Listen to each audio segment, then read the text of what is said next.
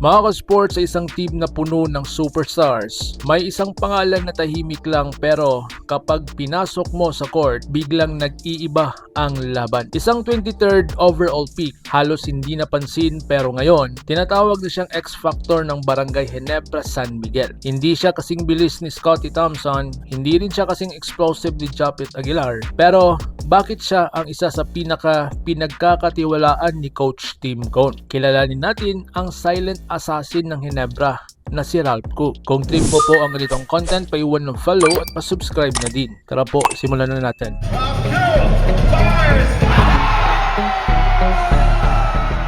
Mga ka-sports, bagong spotlight, dumaan muna siya sa dilim. Sa De La Salle Green Archers, hindi siya ang headline. Hindi siya ang top scorer, hindi siya ang superstar. Pero alam mo kung ano siya, reliable, discipline, team first player.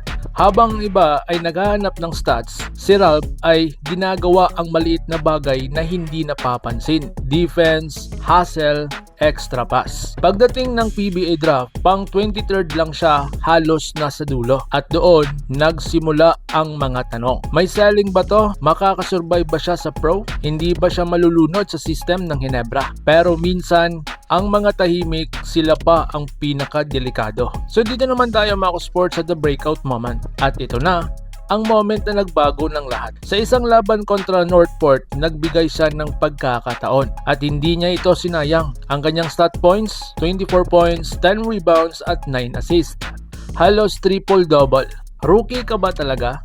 Ang pinaka nakakagulat, hindi lang siya scorer, marunong siyang mag-control ng tempo, marunong siyang magbasa ng depensa, marunong siyang gumawa ng tamang desisyon. At ayon kay Coach Tim Cone, he has a very high basketball IQ. At sa Ginebra system, kapag mataas ang IQ mo, automatic may tiwala ka ng coach. Mula bench, naging starter, from unnoticed to undeniable. So dito naman tayo mga sports ang tanong, why he fits Ginebra? Ngayon, bakit nga ba sobrang bagay ni Ralph Koo sa Ginebra? Sagot dito ang kanyang modern basketball. Isa siyang stretch 4, floor spacer, playmaker forward. Sa kanyang height na 6'4", kaya niyang hilain palabas ang big man ng kalaban. Kapag lumabas ang depensa, mas lumuluwag ang daan para sa mga slashers tulad ni Stan Handiger at Aguilar. At kapag iniwan mo siya sa labas, nako, automatic parusa. Yan ang dahilan kung bakit siya ang tinawag na perfect system player. Hindi po siya flashy pero sobrang effective.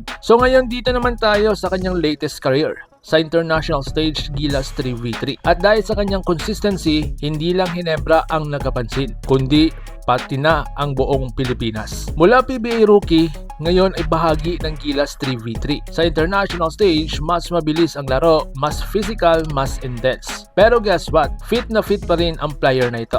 May shooting, decision making, versatility. Patunay lang na ang sipag plus talino sa laro equals dadalhin ka sa mas mataas na level. So ngayon, anong impact in the future? Sa isang team na puno ng bituin, si Ralph Koo ang tahimik na liwanag. Hindi siya headline pero siya ang dahilan kung bakit gumagana ang sistema. At kung magpapatuloy ito, hindi malabong maging isa siya sa susunod na core players ng Ginebra. At baka sa hinaharap, isa na rin siya sa mukha ng Philippine basketball. Para sa akin si Ralph Koo, ang buhay na patunay na hindi nasusukat sa draft position ang tunay na galing. Nasusukat po iyan sa sipag, diskarte at puso sa laro. Kaya kayo mga ka-sports, underrated ba talaga si Ralph Koo? Ano ba ang rating nyo sa kanya kung papipiliin kayo 1 to 10? I-comment nyo po sa baba ang inyong hinaing at babasahin ko yan. At kung nagustuhan ninyo ang ganitong kwento, like, subscribe at pindutin ng notification bell para lagi kayong updated sa pinaka-solid na PBA stories. Laban Pilipinas puso, so paano? Ingat po kayo. Also, I'd like to commend Juan Pesomal now in the ball game. This is a guy as Ralph Koo gets a 3 for Barangay Ginebra. Mga ka-sports, kung hilig ninyong bumili ng mga Gilas jersey, Gilas accessories at mga gamit na pang basketball, habang nanunood po kayo sa aking mga videos, kindly check this basket on this lower part ng ating video at magpa-pop up yung ating mga items sa gilid. Mga legit po yung mga items dyan, and see to it po na makabili po kayo ahead of time kasi meron po yung mga discounts and mga promos depende po sa seller. And also, kunting suporta din as a content creator po. Salamat!